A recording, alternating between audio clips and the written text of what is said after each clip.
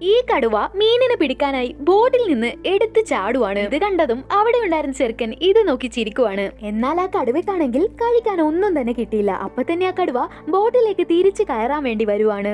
ഇത് കണ്ടതും അവിടെ ഉണ്ടായിരുന്ന ചെറുക്കൻ പേടിച്ച് വേഗം തന്നെ ബോട്ടിലേക്ക് കയറി ആ കടുവയെ അവിടെ നിന്ന് ഓടിക്കാൻ വേണ്ടി ഒരു കോടാലി എടുത്ത് അതിനെ പേടിപ്പിക്കുവാണ്.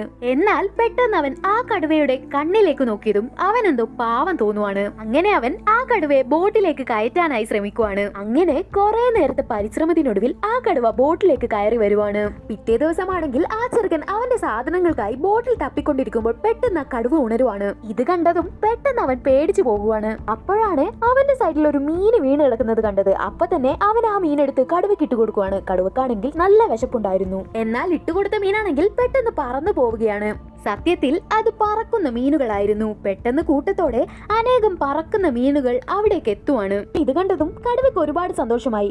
അങ്ങനെ അതിൽ നിന്ന് കുറെ മീനുകളെ അവൻ പിടിച്ച് കഴിക്കുവാണ്. ഇത് തന്നെയാണ് കടുവയെ ഇണക്കാനുള്ള ബെസ്റ്റ് ചാൻസ് എന്ന് മനസ്സിലാക്കിയ ചെറുക്കൻ ഒരു വടിയെടുത്ത് ആ കടുവയെ പേടിപ്പിക്കുവാണ്. അങ്ങനെ ആ കടുവ ഒന്ന് ഒതുങ്ങുവാണ്. അപ്പൊ തന്നെ അവൻ അവിടെ ഉണ്ടായിരുന്ന ഒരു വലിയ മീനെടുത്ത് പച്ചക്കിരുന്ന് കഴിക്കുവാണ്. ഏ ദിവസമാണെങ്കിൽ ആ കടുവ വീണ്ടും അവനെ ഉപദ്രവിക്കാൻ നോക്കുവാണ്. കടുവയ്ക്ക് നല്ല വിശപ്പുണ്ടാവും എന്ന് മനസ്സിലാക്കിയ ചെറുക്കൻ അവന്റെ വടിയെടുത്ത് അവൻ കളക്ട് ചെയ്ത് വെച്ചിരുന്ന മീനിന്റെ മാംസം എടുത്ത് കൊടുക്കുവാണ്. അങ്ങനെ ആ കടുവ ചെറുതായെന്ന് മെരുങ്ങി പൂച്ചക്കുട്ടികൾ വരുന്ന പോലെ ഓരോ ഇറച്ചി കഷ്ണങ്ങൾ ഇട്ട് കൊടുക്കുമ്പോഴും അടുത്തോട്ട് വരുവാണ്. എന്നാൽ പെട്ടെന്ന്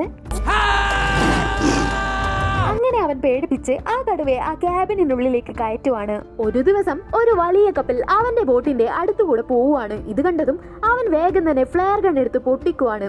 എന്നാൽ നിർഭാഗ്യവശാൽ ആ കപ്പലിലുള്ളവർ ഇവരെ കണ്ടില്ല. അങ്ങനെ കൊടുങ്കാറ്റും തണുപ്പും വിശപ്പും എല്ലാം സഹിച്ച് അവരവിടെ സർവൈവ് ചെയ്യുവാണ്. അങ്ങനെ കാലക്രമേണ അവനും അവന്റെ കടുവയും ക്ഷീണിക്കുവാണ്. അങ്ങനെ കുറെ ദിവസത്തിനൊടുവിൽ അവരൊരു ആളൊഴിഞ്ഞ ദ്വീപിലെത്തുവാണ്.